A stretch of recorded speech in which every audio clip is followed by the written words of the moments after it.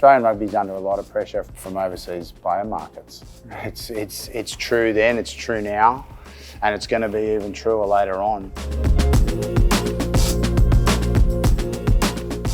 It's funny how there's players that not only play well themselves but can make everyone else play better. Or I think you see it in different games, different codes, different teams.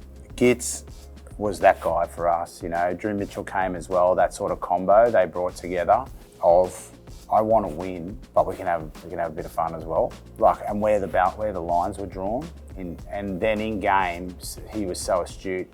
He had the left foot kick as well. He just had that knack, you know. So Matt obviously hadn't played for Australia for many years. He got up to 90 odd caps and then was sort of in exile after I think things broke down with him and Robbie Deans, and then wasn't picked for so long. And then we had to go through so much to get that rule changed, the 60 cap rule. So that, you know, obviously with a player like him in mind, and there was a couple of others that sort of came into contention there as well. And it was worth it. It was the right decisions to make, and he made a huge difference to the team.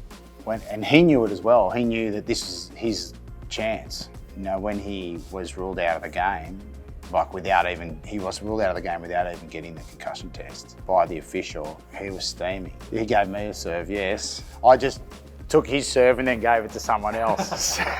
He gave it to me and I offloaded it onto someone else.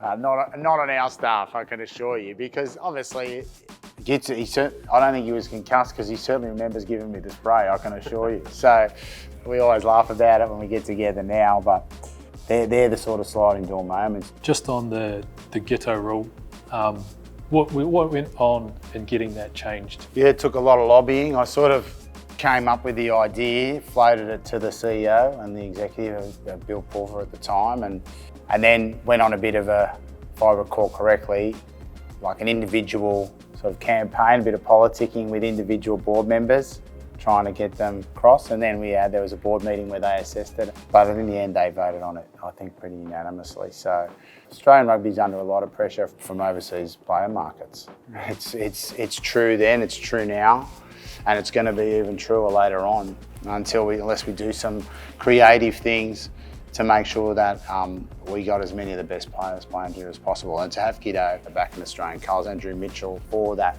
time definitely showed its worth by what they brought to the team.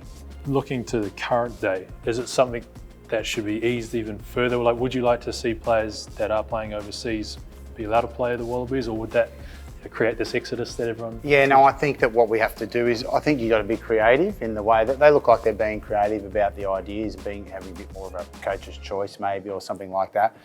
Well, the reason we picked 60 was that means that, you know, if you average it out, 13 tests a year, maybe a player's played average 8 or 9 of those. That's usually 7 years of playing for the Wallabies. So if you've played 7 years for the Wallabies and you probably haven't taken up the lucrative European offers before that, then why not have the chance to go over there? You've made strong commitment to the country's game. Go over there. It's a little bit like they're letting players do sabbatical now, go away and get that money and come back. And I suppose there's just different ways of looking at it. But at the end of the day, without systematic change around the player talent pathway and how we keep our players here, then we're always going to have to deal with that.